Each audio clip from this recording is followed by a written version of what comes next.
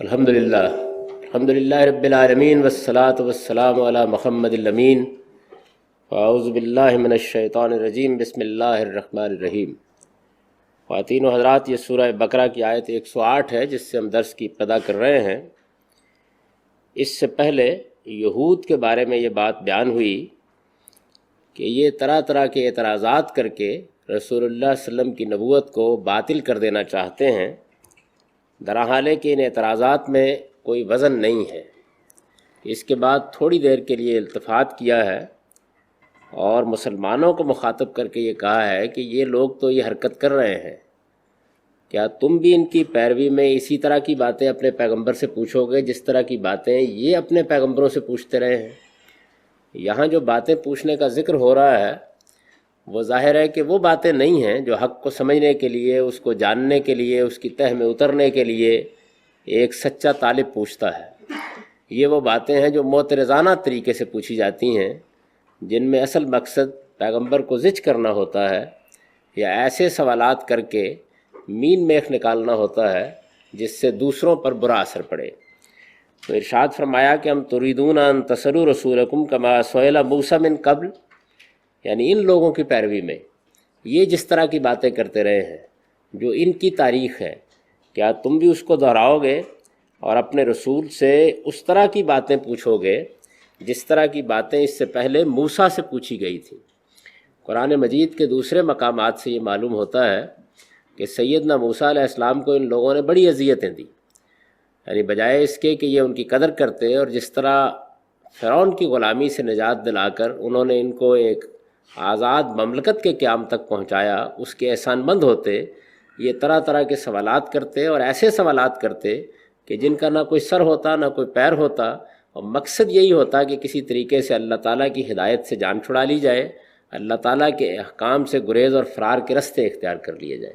اس طرح کے سوالات کی ایک بڑی بدترین مثال ہم اس سے پیچھے دیکھ چکے ہیں کہ جب یہ سادہ سی بات کہی گئی کہ قسامہ کے لیے گائے ذبح کر دی جائے تو انہوں نے کس طرح کی باتیں کر کے اپنے لیے بھی حکم کو مشکل بنایا، اور اس طرح گویا یہ بات بھی واضح کر دی جس کو قرآن مجید نے اس طرح تعبیر کیا ہے کہ در حقیقت یہ اس حکم پر عمل کرنے کا ارادہ نہیں رکھتے تھے۔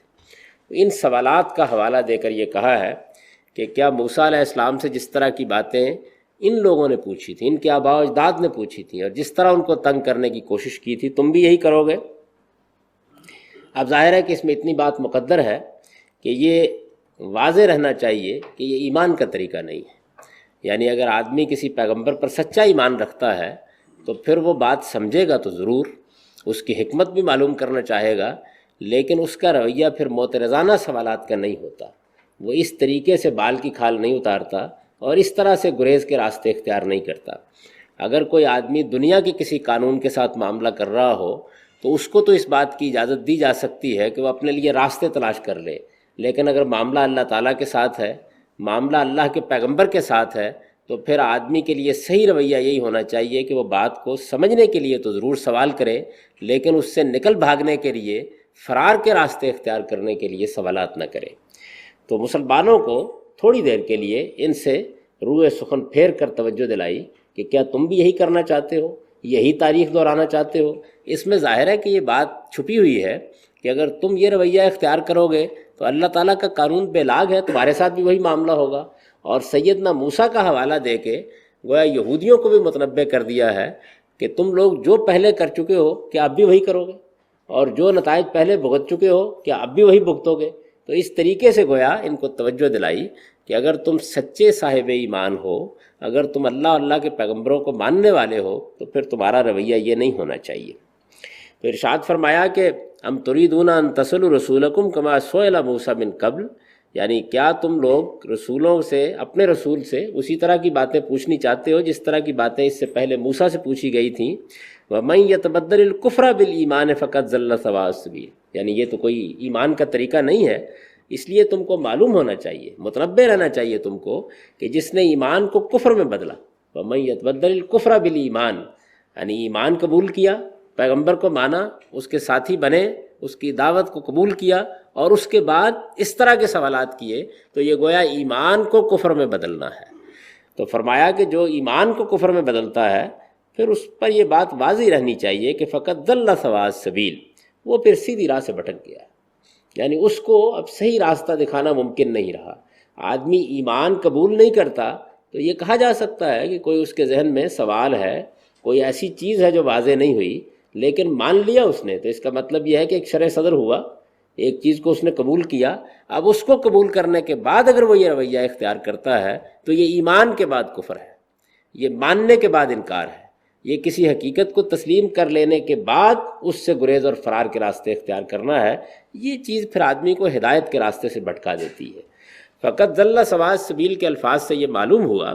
کہ اللہ تعالیٰ کا جو ہدایت اور گمراہی کا قانون ہے اس میں انسان کے رویے کو بنیادی حیثیت حاصل ہے۔ یعنی اگر آپ سچے طالب ہیں، آپ بات سمجھنا چاہتے ہیں تو بات آپ کی سمجھ میں آ جائے گی، لیکن اگر آپ نے فیصلہ کر لیا ہے کہ آپ بات کا برا رخ دیکھیں گے، آپ اس کے اندر سے کوئی نہ کوئی بات نکالنے کی کوشش کریں گے، آپ کو مقدمہ قائم کرنا ہے، یہ آپ کا رویہ بن گیا ہے، تو پھر اللہ تعالیٰ ہدایت سے بتدریج آدمی کو محروم کر دیتے ہیں۔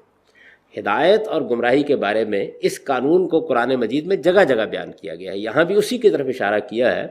کہ اصل میں یہ انسان کا رویہ ہے جس پر اللہ تعالیٰ اس پر عنایت فرماتے ہیں۔ اس کا رویہ سچے طالب علم کا ہوگا تو کچھ دیر کے بعد اللہ تعالیٰ اس کا سینہ حق کے لیے کھول دیں گے، اور یہ حق کے سمجھنے اور نہ سمجھنے کا معاملہ صرف یہی نہیں ہے کہ اللہ کی ہدایت کے بارے میں ہوتا ہے، بلکہ دنیا کی زندگی میں جو معاملات ہم کو پیش آتے ہیں، ایک دوسرے کے ساتھ جو مسائل درپیش ہوتے ہیں، ان میں بھی یہی چیز ہے۔ آپ سچے طالب بن جائیں، آپ بات سمجھنے کے لیے تیار ہو جائیں، سوالات پیدا ہوں گے، 10 سوالات پیدا ہو سکتے ہیں، علمی بھی ہو سکتے ہیں، عملی بھی ہو سکتے ہیں، یہ کسی کاروبار میں بھی ہو سکتے ہیں، گھر میں بھی ہو سکتے ہیں، لیڈروں اور رہنماؤں کے مابین بھی ہو سکتے ہیں۔ اس طرح کی صورت جب پیدا ہوگی، آپ کا رویہ کیا ہے؟ اگر آپ کا رویہ بات کو سمجھنے سمجھانے کا ہے تو آپ بالکل اور طریقہ اختیار کریں گے، اور آپ کا رویہ مقدمہ قائم کرنے کا ہے تو پھر یہ یہود کی ذہنیت ہے یا شیطان کی ذہنیت ہے۔ تو قرآن مجید نے بتایا کہ جب آدمی یہ رویہ اختیار کر لیتا ہے تو پھر اس کو کبھی ہدایت نہیں ملتی، یعنی پھر وہ ہر آنے والے دن ہدایت سے دور ہوتا ہے۔ ہدایت پانے کے لیے آدمی کے اندر ایک سچی طلب ہوتی ہے، وہ کبھی یہ نہیں کرتا کہ گریز اور فرار کا راستہ اختیار کر کے یا زج کرنے والا کوئی سوال کر کے یا مقدمہ قائم کر کے ایک طرف بیٹھ جائے، وہ تو پھر ہر پتھر الٹنے کی کوشش کرتا ہے۔ اس کی یہ خواہش ہوتی ہے کہ اچھا میرے ذہن میں یہ الجھن پیدا ہو گئی ہے، یہ الجھن کسی علمی معاملے میں بھی ہو سکتی ہے، عملی معاملے میں بھی ہو سکتی ہے، میں اس کو دور کروں گا۔ ایک طریقے سے بات میری سمجھ میں نہیں آئی، 10 طریقوں سے سمجھوں گا۔ اچھا میں سمجھنے میں غلطی کھا گیا ہوں تو اپنے کسی دوست کو درمیان میں ڈالوں گا اور یہ چاہوں گا کہ وہ مجھے دین کی یہ بات سمجھا دے، علم کی یہ بات سمجھا دے، عمل کی یہ بات سمجھا دے۔ تو سمجھنے کا رویہ ہے جس کے بعد اللہ تعالیٰ ہدایت دیتے ہیں، اور سمجھنے کا رویہ نہ ہو تو پھر فرمایا کہ فقط ضل سواء السبیل، یعنی اللہ تعالیٰ پھر راستے پر آنے نہیں دیتے، بلکہ ایسے اسباب پیدا کرتے چلے جاتے ہیں کہ جس کے نتیجے میں آدمی حق سے اور محروم ہو جائے۔ جس طریقے سے ہدایت کے سچے طالب کے لیے اللہ تعالیٰ کا ایک توفیق کا قانون ہے، یعنی وہ بندے کو پھر پکڑ کر لاتے ہیں ہدایت کی طرف، اس کا انحصار بھی انسان کے رویے پر ہے، اور اس دوسری بات کا انحصار بھی انسان کے رویے پر ہے۔ چاہے تو اللہ سے توفیق مانگ لے، اس میں روشنی پیدا ہوتی چلی جاتی ہے، حالات کھلتے چلے جاتے ہیں، صحیح بات واضح ہوتی چلی جاتی ہے، اور یہ دوسرا رویہ آدمی کو اندھا کرتا چلا جاتا ہے۔ اور اس کا کوئی تعلق مجھ سے آپ سے نہیں ہے، بلکہ یہاں تو خدا کا پیغمبر زیر بحث ہے، دونوں پیغمبروں کو کھڑا کر دیا ہے۔ ایک جانب سیدنا موسیٰ علیہ السلام کا حوالہ دیا ہے، اور دوسری جانب اب صدیوں کے بعد محمد الرسول اللہ صلی اللہ علیہ وسلم ہے۔ تو یہ بتایا کہ ان لوگوں نے جو سوالات کیے، جو اعتراضات کیے، جس طرح کی مین میخ نکالی، جو مقدمات قائم کیے، جس کو قرآن نے ایک دوسری جگہ کہا ہے کہ انہوں نے موسیٰ کو ہر طرح کی اذیت دے ڈالی، فرمایا بالکل وہی رویہ ان کا اب بھی ہے۔ تو مسلمانوں کو متنبہ کیا کہ تم بھی یہی کرنا چاہتے ہو، یہ کرنا چاہتے ہو تو پھر اس طرح کے معترضانہ سوالات سے، اس طرح کے مقدمے قائم کرنے کی ذہنیت سے، اس طرح سے غلاظت پر بیٹھ بیٹھ کر راستے تلاش کرنے سے اللہ تعالیٰ ہدایت سے محروم کر دیا کرتے ہیں۔ تو اس کو بیان کیا، اور یہ قرآن کا خاص قانون ہے۔ دو چیزوں کو وہ بڑی وضاحت سے بیان کرتا ہے، ایک یہ کہ اللہ تعالیٰ کی طرف سے اتمام حجت کا کیا قانون ہے، وہ کیسے حق کو واضح کر دیتے ہیں کہ پھر کسی کے لیے اس سے انکار کی گنجائش نہیں رہتی، جس کو قانون اتمام حجت سے آپ تعبیر کر سکتے ہیں۔ اور دوسرے یہ ہدایت اور گمراہی، ہدایت اور ضلالت کا قانون ہے، یعنی گمراہی کیسے ہوتی ہے اور ہدایت کیسے ملتی ہے۔ اس میں بنیادی چیز انسان کا رویہ اور اس کا ایٹیچیوڈ ہے۔ اس وجہ سے ہر مسلمان کو اپنے تمام معاملات میں ہمیشہ اس بات پر متنبہ رہنا چاہیے کہ وہ رویہ کہیں غلط تو نہیں اختیار کر رہا، کیونکہ سارا فیصلہ اصل میں اسی پر ہونا ہے، دنیا میں بھی اسی پر فیصلے ہونے ہیں، آخرت میں بھی اسی پر فیصلے ہونے ہیں۔ اگر صحیح رویہ انسان نے اختیار کیا ہے تو وہ صحیح تنقید پر بھی پہنچ جاتا ہے، پھر اس کی تنقید میں وزن ہوتا ہے، پھر دنیا اس کی تنقید کو مانتی ہے، لیکن اگر ایسا نہیں ہوتا تو پھر وہ بالکل اچھوت بن کے رہ جاتا ہے، اور کچھ دیر کے بعد ہر صاحب حق یہ محسوس کرتا ہے کہ یہاں ضد اور ہٹ درمی اور اناد کے سوا کوئی چیز نہیں ہے، سمجھنے سمجھانے کے مواقع آدمی نے خود اپنے لیے کھو دیے ہیں۔ یہود یہ رویہ اختیار کر رہے تھے، مسلمانوں کو متنبہ کیا کہ وہ اپنے پیغمبر کے ساتھ یہ رویہ اختیار نہ کریں۔ وَدَّ كَثِيرٌ مِّنْ أَهْلِ الْكِتَابِ لَوْ يُرُدُّونَكُم مِّن بَعْدِ إِيمَانِكُمْ كُفَّارًا حَسَدًا مِّنْ عِندِ أَنفُسِهِم مِّن بَعْدِ مَا تَبَيَّنَ لَهُمُ الْحَقُّ۔ اب اس کے بعد ایک اور ذہنیت کو بے نقاب کیا۔ جب کچھ لوگ کسی اس طرح کی بیماری کا شکار ہو جاتے ہیں، اس کا باعث حسد بھی ہوتا ہے، اس کا باعث انانیت بھی ہوتی ہے، کیونکہ یہ بڑی بیماریاں ہیں۔ جب بیماری کا شکار ہو جاتے ہیں اور وہ کسی حق کو باطل قرار دے بیٹھتے ہیں، تو پھر ان کی دوسری خواہش یہ ہوتی ہے کہ اب جتنے لوگ اس حق کو حق سمجھ رہے ہیں ان کو بھی وہاں سے بھٹکائیں۔ یہ ایک دوسرا پہلو ہے۔ اب اس کو لیا، فرمایا کہ بہت سے اہل کتاب ہیں، وَدَّ كَثِيرٌ مِّنْ أَهْلِ الْكِتَابِ، ان یہود و نصارہ میں سے بہت سے وہ ہیں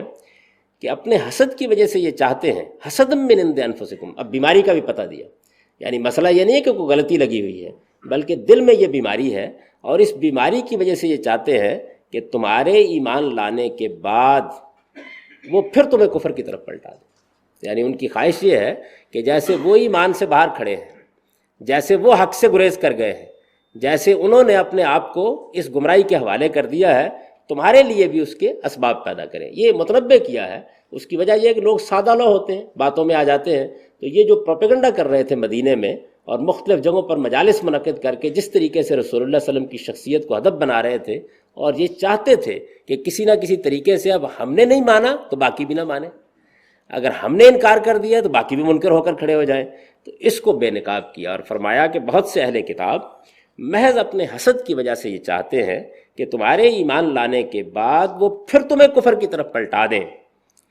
اور فرمایا کہ صورتحال یہ نہیں ہے کہ ان کو کوئی غلطی لگی ہوئی ہے، من بعد ما تبین لهم الحق، اس کے باوجود کہ حق ان پر اچھی طرح واضح ہو چکا۔ اب ظاہر بات ہے کہ یہ بات اللہ تعالیٰ ہی کہہ سکتے ہیں، یعنی عام زندگی میں تو ہمارے پاس اس کے سوا کوئی چارہ نہیں ہوتا کہ قرائن کی بنیاد پر کوئی رائے قائم کریں، لیکن اللہ تعالیٰ دلوں کے حال جانتے ہیں، تو وہ یہ کہتے ہیں کہ یہ حادثہ بھی انسان کے ساتھ ہو جاتا ہے، حق واضح،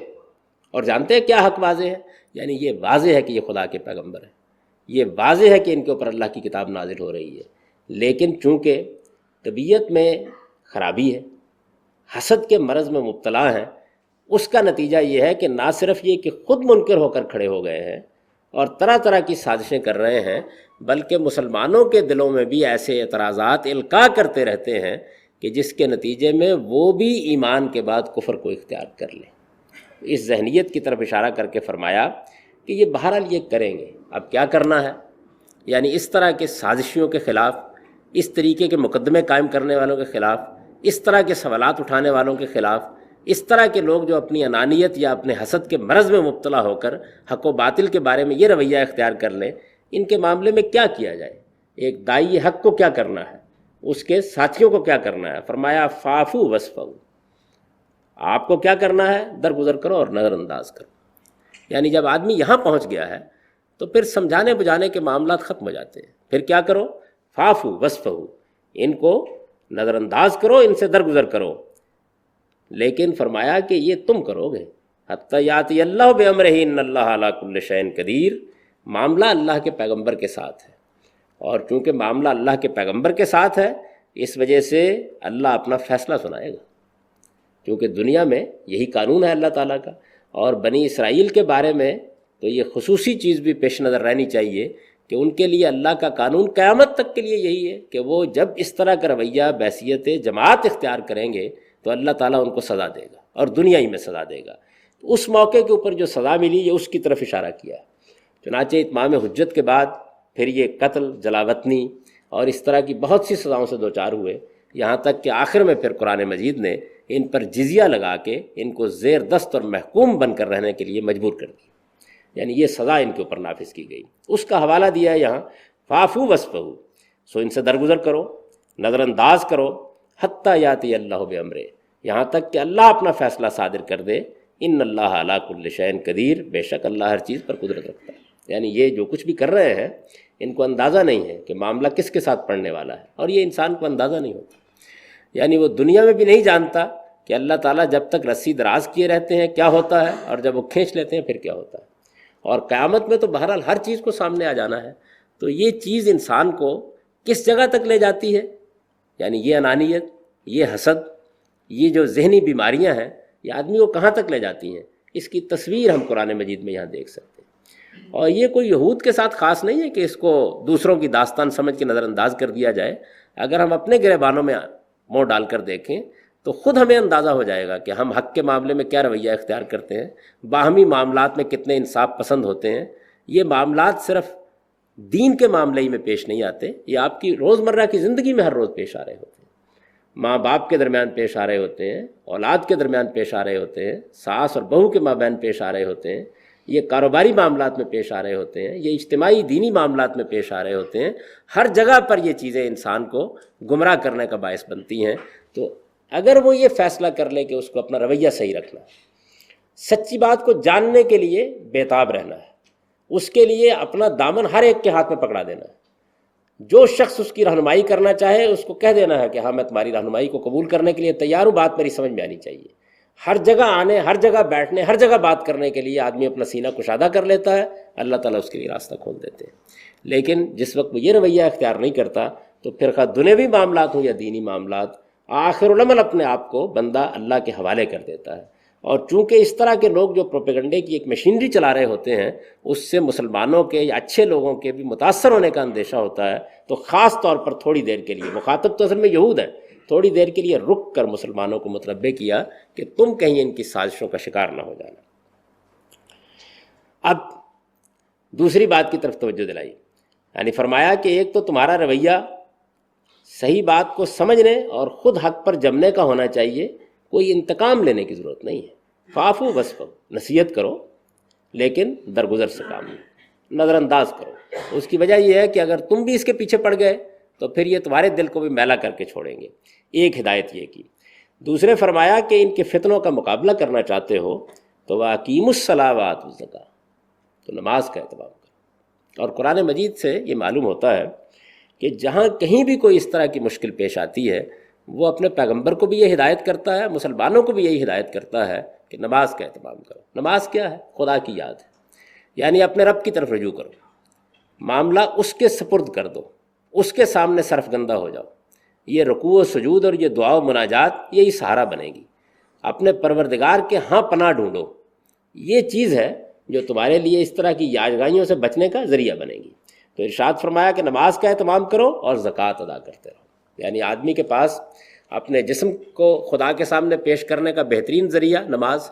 یہ رکوع، سجود، تحمید، تسبیح کیا چیز ہے؟ یہ اصل میں اللہ تعالیٰ کے ساتھ تعلق کا اظہار ہے، اس کی یاد کو قائم رکھنے کا ذریعہ ہے۔ تو اس کا اہتمام کرو۔ تمہارے پاس مال ہے، اس میں سے خدا کی راہ میں خرچ کرو۔ یہ دونوں چیزیں تطہیر اور تزکیے کا باعث بنیں گی۔ یہ ایک جانب تمہیں قوت عطا کریں گی کہ تم اس طرح کے لوگوں کے پروپیگنڈے کا شکار نہ ہو، اور دوسری جانب تمہیں حوصلہ دیں گی کہ جس حق کو تم حق سمجھتے ہو اس کی خدمت انجام دیتے رہو۔ تو گویا یوں سمجھ لیجئے کہ اگر اصلاح کرنی ہے، اپنی کرنی ہے، دوسروں کی کرنی ہے، تو اس کے لیے بھی قرآن کا بتایا ہوا نسخہ یہی ہے کہ نماز کا اہتمام کیا جائے اور اللہ کی راہ میں خرچ کیا جائے۔ یہی دونوں چیزیں ہیں جس کو گویا یوں سمجھیے کہ نسخہ کیمیا کے طور پر قرآن جگہ جگہ بیان کرتا ہے۔ یہاں بھی یہی فرمایا کہ ان کے فتنوں کا مقابلہ کرنے کا طریقہ یہ ہے کہ نماز کا اہتمام رکھو اور زکوٰۃ ادا کرتے رہو۔ وَمَا تُقَدِّمُوا لِأَنفُسِكُم مِّن خَيْرٍ تَجِدُوهُ عِندَ اللَّهِ إِنَّ اللَّهَ بِمَا تَعْمَلُونَ بَصِيرٌ۔ اب ظاہر ہے کہ یہاں ہم نے عفو و درگزر سے کام لیا، نظر انداز کیا،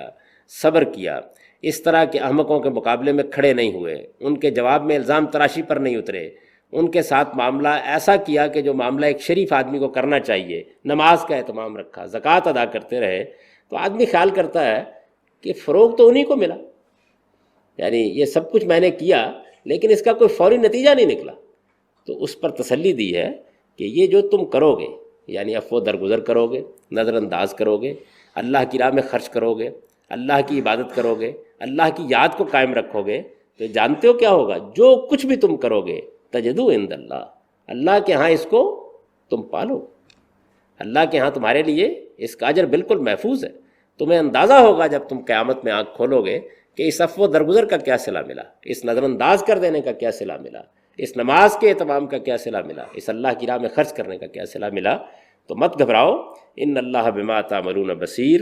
جو نیکی بھی تم اپنے لیے کرو گے اسے اللہ کے ہاں پالو گے، اور یاد رکھو کہ اللہ تمہاری ہر چیز کو دیکھ رہا ہے، یعنی ایسا نہیں ہے کہ اس کی نگاہوں سے پوشیدہ ہے، تمہارے رویے بھی دیکھ رہا ہے، ان کے رویے بھی دیکھ رہا ہے۔ جو لوگ ضلالت کا راستہ، گمراہی کا راستہ اختیار کر رہے ہیں وہ بھی اس کی نگاہ میں ہے، اور جو لوگ ہدایت کا راستہ اختیار کر رہے ہیں وہ بھی اس کی نگاہ میں ہے، کوئی چیز اس کی نگاہوں سے چھپی ہوئی نہیں ہے۔ وَقَالُوا لَن يَدْخُلَ الْجَنَّةَ إِلَّا مَنْ كَانَ هُودًا وَنَصَارَىٰ تِلْكَ أَمَانِيُّهُمْ قُلْ هَاتُوا بُرْهَانَكُمْ إِن كُنتُمْ صَادِقِينَ۔ اب ایک اگلی بات کو لیا، فرمایا یہ کہتے ہیں کہ کوئی شخص جنت میں داخل نہ ہو سکے گا جب تک وہ یہودی یا نصرانی نہ ہو۔ ظاہر ہے کہ یہ وہ حماقت ہے جس کے اندر ہمیشہ مختلف مذاہب اور فرقوں کے لوگ مبتلا ہو جاتے ہیں۔ اہل حدیث ہوگے تو جنت میں جاؤ گے، دیوبندی بنو گے تو جنت میں جاؤ گے، حنفیت قبول کرو گے تو جنت میں جاؤ گے۔ تو یہ لوگ بھی یہی کہتے تھے کہ جنت میں جانا ہے تو یا یہودی ہونا پڑے گا یا نصرانی ہونا پڑے گا۔ مسلمانوں کا بھی اب یہی حال ہے، یعنی وہ ساری دنیا کو یہی دعوت دیتے ہیں، یہ نہیں بتاتے کہ جنت میں جانے کا راستہ یہ ہے، یہ نہیں بتاتے کہ اس کے لیے کن چیزوں پر ایمان لانا ہے، یہ نہیں بتاتے کہ اس کے لیے کن چیزوں کو اپنے عمل میں اختیار کرنا ہے، بلکہ ایک مذہبی گروہ بندی ہوتی ہے جس کی بنیاد پر دعوت دی جاتی ہے، اور بہت سی قومیں، بہت سے فرقے، بہت سے مذاہب اسی غلط فہمی کا شکار ہو جاتے ہیں۔ تو یہ فرمایا کہ یہ کہتے ہیں کہ کوئی شخص جنت میں داخل نہ ہو سکے گا جب تک وہ یہودی یا نصرانی نہ ہو۔ فرمایا تلک امانیہم، یہ انہوں نے آرزویں باندھ لی، تمنائیں ہیں، مبتلا رہ سکتا ہے آدمی اس میں، ایسے خواب دیکھ سکتا ہے۔ قل ہاتوا برہانکم ان کنتم صادقین، ان سے کہو تم سچے ہو تو اس کے لیے کوئی دلیل پیش کرو۔ تورات میں لکھا ہوا ہے، انجیل میں لکھا ہوا ہے، خدا کے پیغمبروں نے کہا ہے، اللہ کو وعدہ تمہارے پاس ہے کہ اس نے یہ کہا ہو کہ یہودی جنت میں جائیں گے، نصرانی جنت میں جائیں گے، صرف مسلمان جنت میں جائیں گے، ایسی کوئی بات اس نے نہیں کہی۔ فرمایا ان کی کسی بات میں کوئی حقیقت نہیں ہے، ہاں ہم تمہیں بتاتے ہیں جنت میں کون جائے گا۔ بلا من اسلم وجہہ للہ، ہاں یہ ضرور ہے کہ اپنی ہستی جن لوگوں نے اللہ کے سپرد کر دی، خدا کے سپرد کر دیا اپنے آپ کو، وہ محسن، اور وہ اچھی طرح سے عمل کرنے والے ہیں، فلہ اجرہ عند ربہ، ان کے لیے ان کا اجر ان کے پروردگار کے ہاں محفوظ ہے، ولا خوف علیہم ولا هم یحزنون، اور انہیں وہاں کوئی اندیشہ ہوگا اور نہ وہ کبھی غمزدہ ہوں۔ تو جس طرح اس سے پہلے واضح کیا تھا کہ یہ نہیں ہو سکتا کہ کسی مذہبی گروہ بندی کی بنیاد پر اللہ جنت اور جہنم کے فیصلے کرے، اللہ نے جنت اور جہنم کے لیے ایک معیار قائم کر رکھا ہے، اسی طرح آپ بات کو یہاں پہنچا کر ختم کر دیا کہ تمہارے پاس اس کی کوئی دلیل نہیں ہے، یہودیت، نصرانیت یہ جنت میں جانے کا باعث نہیں بنے گی۔ جنت میں جانے کے لیے اپنا آپ خدا کے سپرد کرنا پڑے گا، اور یہ جس کو خدا توفیق دے دے اور وہ اپنے آپ کو خدا کے سپرد کر دے اور اچھے عمل کو اختیار کرے۔ اپنے آپ کو خدا کے سپرد کرنے کا کیا مطلب ہے؟ مطلب یہ ہے کہ اس کے حکم کے سامنے سر جھکا دیا جائے، اس پر سچا ایمان لایا جائے، جن چیزوں کو اس نے کہا ہے ان کو مانا جائے، اور آدمی اپنے عمل میں بہتری کا رویہ اختیار کرے۔ تو فرمایا وہی ایمان اور عمل صالح ہے جو اس کی بنیاد بنے گا، گروہ بندیاں اس کی بنیاد نہیں بنے گی۔ اب اس کا سادہ ترجمہ سن لیجئے۔ ان کی پیروی میں ایمان والو، کیا تم بھی اپنے رسول سے اسی طرح کی باتیں پوچھنی چاہتے ہو جس طرح کی باتیں اس سے پہلے موسیٰ سے پوچھی گئی تھیں؟ تمہیں معلوم ہونا چاہیے کہ یہ ایمان کا طریقہ نہیں ہے، اور معلوم ہونا چاہیے کہ جس نے ایمان کو کفر میں بدلا وہ پھر سیدھی راہ سے بھٹک گیا۔ بہت سے اہل کتاب محض اپنے حسد کی وجہ سے یہ چاہتے ہیں کہ تمہارے ایمان لانے کے بعد وہ پھر تمہیں کفر کی طرف پلٹا دیں، اس کے باوجود کہ حق ان پر اچھی طرح واضح ہو چکا ہے۔ تو ان سے درگزر کرو اور نظر انداز کرو یہاں تک کہ اللہ اپنا فیصلہ صادر کر دے، بے شک اللہ ہر چیز پر قدرت رکھتا ہے۔ اور ان کے فتنوں کا مقابلہ کرنے کے لیے نماز کا اہتمام رکھو اور زکوٰۃ ادا کرتے رہو، اور یاد رکھو کہ جو نیکی بھی تم اپنے لیے آگے بھیجو گے اسے تم اللہ کے ہاں پالو گے، اس میں شبہ نہیں کہ جو کچھ تم کر رہے ہو اللہ اسے دیکھ رہا ہے۔ یہ کہتے ہیں کہ کوئی شخص جنت میں داخل نہ ہو سکے گا جب تک وہ یہودی یا نصرانی نہ ہو، یہ انہوں نے محض آرزویں باندھ لی ہیں۔ ان سے کہو تم سچے ہو تو اس کے لیے اپنی کوئی دلیل پیش کرو، ان کی اس بات میں کوئی حقیقت نہیں، ہاں یہ ضرور ہے کہ اپنی ہستی جن لوگوں نے اللہ کے سپرد کر دی اور وہ اچھی طرح سے عمل کرنے والے ہیں، ان کے لیے ان کا اجر ان کے پروردگار کے ہاں محفوظ ہے، اور انہیں وہاں کوئی اندیشہ ہوگا اور نہ وہ کبھی غمزدہ ہوں گے۔ اقول قولی ھذا واستغفر اللہ لی ولکم۔